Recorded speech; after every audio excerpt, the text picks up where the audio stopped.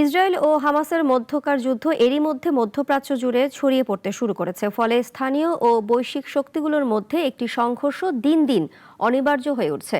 তবে সাম্প্রতিক কিছু ঘটনাপ্রবাহ ইঙ্গিত দিচ্ছে যে ইরান ও যুক্তরাষ্ট্রের মধ্যে একটি সরাসরি যুদ্ধ দিন দিন ঘনিয়ে আসছে।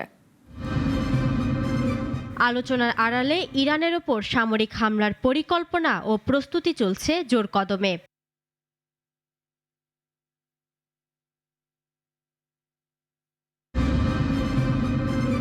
আলোচনার আড়ালে ইরানের ওপর সামরিক হামলার পরিকল্পনা ও প্রস্তুতি চলছে জোর কদমে। এবার আর কেবল হুমকিতে সীমাবদ্ধ নয়, যুক্তরাষ্ট্রের ছায়াতলে ইসরায়েল সত্যিই মাঠে নামতে চায়।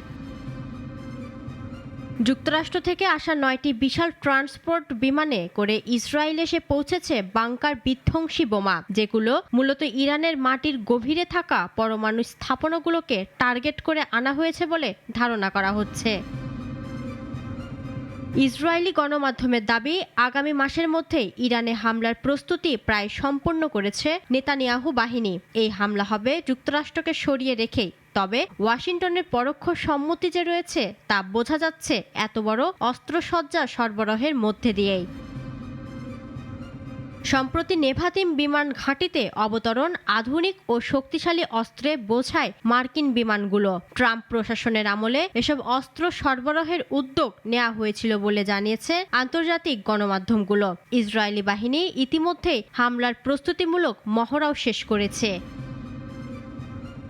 নিউ ইয়র্ক টাইমসের এক প্রতিবেদনে জানানো হয়, ইরানে হামলার পরিকল্পনা থেকে সরে এসেছেন মার্কিন প্রেসিডেন্ট ডোনাল্ড ট্রাম্প। তবে টাইমস অফ ইসরায়েল জানিয়েছে, যুক্তরাষ্ট্রে পিছু হাঁটলেও ইসরায়েল হামলার ব্যাপারে অনড় অবস্থানে রয়েছে।